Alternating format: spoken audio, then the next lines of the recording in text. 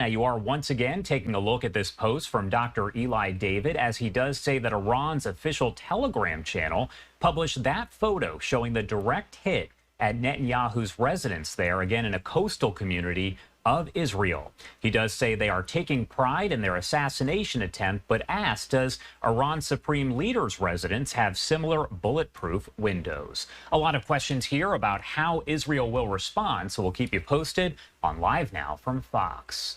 Do want to bring in Glenn Ignazio, retired Air Force Special Operations Commander, a military and national security expert, to discuss this and a lot of other developments. As always, Glenn, thank you so much for taking the time to be here with us. Absolutely. Great to see you, Jeff. Of course. And before we talk about some of the other developments here out of the Middle East, I do want to ask you overall how it appears that an explosive drone was able to get that close to Netanyahu's home and apparently actually striking it. Yeah, it's a great question. I mean, this is one of the things that even happened the other day with some of these drones that were getting through is, they're very small. So, you're looking at a lot of these identifications are usually visually. When I say small, they're similar to the size of birds when you look at it. And so they don't really show up on radar because if not, you'd see every bird flying and that would be very distractionary on a radar system. But so some of these things are getting through. And this one was rather significant to be able to hit Netanyahu's house. So I think that's going to get some attention, definitely after everything else has happened this last 2 weeks. Yeah, and I imagine this is not the first time that something like that has happened with an assassination attempt. However, probably one of the first times that we have seen a drone get that close to Netanyahu's home. We've seen them kind of landing all around northern Israel over the past, I would say, year or so. Yeah, absolutely. I mean, the ability for that to be accurate enough to actually get to the house, to be able to continue, is definitely a capability that they have. And these small little drones with a pretty good explosive package to it is causing havoc all over the place. It actually started in, I wouldn't say it started, but it was very prominent in Ukraine, and now we see it very developed around the world. And I do want to pop up this live image right here of the White House in D.C. as we talk a little bit more about the situation in the U.S.'s role in all of this, because the U.S. sent what's called a terminal high altitude area defense battery to Israel, along with the troops that are needed to operate. That's according to the Pentagon here, even as we know that Iran is warning the U.S. to keep American military forces out of Israel. I did want to ask you, because you are a true expert, the U.S. sending this system over to Israel, what is the system and why are U.S. troops needed to operate it? Great for asking. Yeah, actually, I worked on a THAAD system. I worked for Lockheed some years ago, so I know it really well. So the THAAD system was really created after we saw what happened in the first Gulf War, where we were hitting some of the Scud missiles. But what was happening is the warheads were still continuing and killing people. So the THAAD system was developed post that time. And so what happens is a radar system detects these ballistic missiles. And these ballistic missiles usually go right outside the atmosphere, come back in. The THAAD system can actually hit that target in or outside the atmosphere, which is pretty significant. The radar detects it, and as that launches, it decides which missile actually that's closest is the best to launch against a target. The missile launches, a shroud of the nose comes off, and it guides itself by seeing the heat of the missile using infrared. Now, the most impressive part about this is that there is no explosive capability on this missile like most others are. This literally is a bullet hitting a bullet. And so the missile hits the target and sacrifices and vaporizes the target where it completely destroys it. So a bullet hitting a bullet. So the technology is amazing. Now, why are there 96 troops to 100 troops? It's a very, very complex system. And it's designed to actually integrate with the Israeli systems to be able to coordinate between the David Sling, which is one of their systems, or the Iron Dome. So it's a very complex, very significant system. And the US troops are the only ones really that can operate at that time. There's only a few other countries that have it. And that's why the U.S. troops will be there. Does the fact that these U.S. troops are being sent over there indicating that the U.S. is going a little bit more, getting more involved in the conflict, or is it just that they needed to send those troops over to operate this? I think it's twofold. So definitely need them to operate with. It would take too long to train anybody else to it. But let's think about sort of a secondary effect to this is one, most of the missiles that have been coming in from Iran, as we saw in the prior coalition strike that took all the other attacks down, we saw this other one here that was recent, is that it definitely improves the capability to intercept any of their missiles and shoot them down. So Iran is basically losing more at this particular time.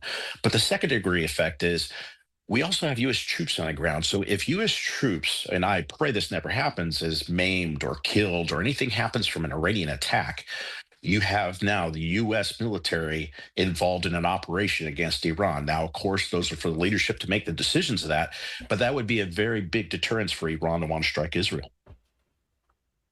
I actually want to read this statement that is coming in from Netanyahu here related to that assassination attempt really quickly here. Let me pop up this image once again. This is coming from Dr. Eli David that shows the aftermath. He says, the agents of Iran who tried to assassinate me and my wife today made a bitter mistake. This will not deter me and the state of Israel from continuing the war of revival against our enemies to ensure our security for generations. I say to the Iranians and their partners in the axis of evil, anyone who harms the citizens of the state of Israel will pay a heavy price for it. We will continue to eliminate your terrorists. We will return our hostages from Gaza. We will return our residents in the north.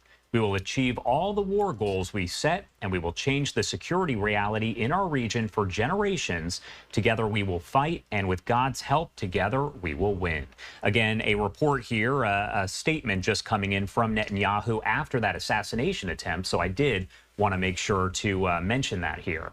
Now, Glenn, as far as the death of Sinwar, that's obviously been a topic that no question a lot of people are discussing, because not just the fact that it's the death of Sinwar, but what happens next as a result. Do you think there's going to be any sort of real impact here to the Gaza war overall? Yes, I do. And I'll tell you why. So Sinwar was, of course, in Gaza, and he was also the hard line individual, a bad terrorist, and having him no longer on this earth is a good thing.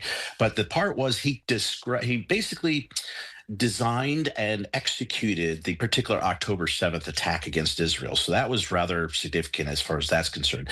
He always believed that Israel was going to take him out. So the ability for him to, say, put in a backup or a replacement was definitely in place, and we're going to see that. Now, as far as how does it affect things, it definitely puts a pause into Hamas to figure out what they're going to do, and it can go either way. If the person is as hard-lined, nothing's going to change. If the person has an understanding of how bad Palestinians have been suffering, this does give the ability to possibly negotiate further ceasefires and get the hostages out. But as far as the IDF and Netanyahu, if you listen to his last statement, it is identical of what his missions were in the very beginning. So until that infrastructure and all that is, destroyed for Hamas, he's not going to stop. And until those hostages are home, he's not going to stop. So the war doesn't get paused in Gaza, but hopefully the future becomes better for them.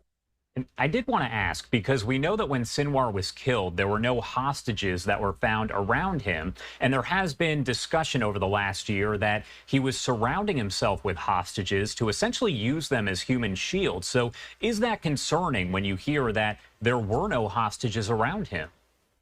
In all honesty, I think we're fortunate. So this was an operation, and to give some more details, I know there's been a lot of talk about it. This was a 19-year-old and his tank team that actually took this shot. So they saw movement. They were looking at this and studying for a while. They saw that there were individuals and their militants, and some fighting happened, and they fired a tank round, and that's what eventually killed him. So this wasn't some kind of big intelligence plan. This literally was like the gentleman won the lottery and was able to take Sinwar out. One of the things they also found was a significant amount of money on him. So that was one of those things of, was he negotiating his escape from Gaza or not? I mean, those are all speculative.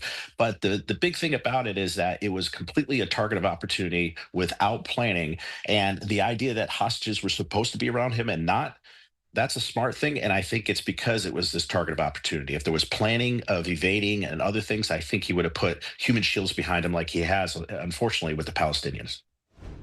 I want to talk to you a little bit about Iran, because this is kind of a general question and maybe a little tough to answer, but I want to get your take. Who has the stronger military when you talk about Israel versus Iran? Is there any way to tell who is maybe stronger when it comes to the military?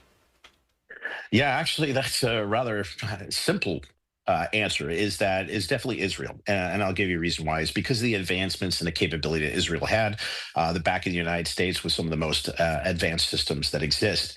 In addition, is how the Israelis operate. For example, here in the United States, we have a system, or excuse me, an exercise called Red Flag. This is in Las Vegas, Nevada, at Nellis Air Force Base, and we literally simulate an air war. Every possibility of infiltration individuals to air combat and striking targets. And the Israelis have come over and been part of that. And that is interoperability and it is an execution on particular targets. Very complex. So the Israelis are very trained. They do a lot of joint work. They do a lot of exercises and they have the advanced technology. The Iranians aren't. They pretty much operate their own, but their most significant is the IRGC and their terrorist actions. And that's really what their formidable capability is. Now, if they had a nuclear capability, that would be an incredible big problem in the Middle East. But easily, this is like a varsity against a junior varsity team. That's the best way I could relate it to you. And Israel has the upper hand. I like that comparison. So I do want to ask before I let you go here, what should we be watching for as we see this play out? Because we do know that Israel has been talking for weeks now about this retaliatory attack against Iran for the 180 ballistic missiles that were fired at Israel. We also now know that Iran could potentially attack Israel in relation to Sinwar's death. What do we need to be watching for? I think the biggest thing, as far as, we see the operations with Hamas and we see that degrading. We see the operations against Hezbollah and their leadership degrading. But let's look at it as a bigger scale, a state on state attack, Iran against Israel again. Is Israel responding? At first, it was oil wells. Will that happen? I think that would be more damaging basically to the environment. And that's very damaging for everybody. But there's a nuclear development capability, and that's their nuclear research facilities. And I believe that those are definitely on the target, even though there's been discussion that they're not. But here's the other thing: is a lot of people within the country of Iran want to revolt. They don't love this operation, or excuse me, this comfort of living underneath the Khomeinis. It's not comfortable at all. So I know that if they were to take out certain IRGC or government facilities, it may give individuals in Iran the ability to revolt and have more of a Western life. So there's a lot of targets on play. But this last attack against Netanyahu, I think that sealed the fate that Israel is going to respond and attack, and they're going to do so at their will. I don't think the United States has any bear on what they will carry out. Well, and Ignazio, as always, thank you so much for taking the time to join us and break it all down. Anything you do want to add before I let you go? Honestly, I think that this is one of the biggest things to see what unfolds. There's a lot of speculation, and we really can't try to read the tea leaves on this. Sinwar's death was a good thing, but there is going to be a replacement. And this is the first time Israel really has the ability to put these terrorists at bay that want to wipe out Israel off the face of the map. And in decades, this is the first time that they've had operations that are comprehensive to do this. Let's just hope there is peace in the future and these hostages do come home, and that could at least stop what's going on in Gaza. And I appreciate your time, Josh. Glenn, I appreciate you. Have a good rest of your weekend. You too. Take care.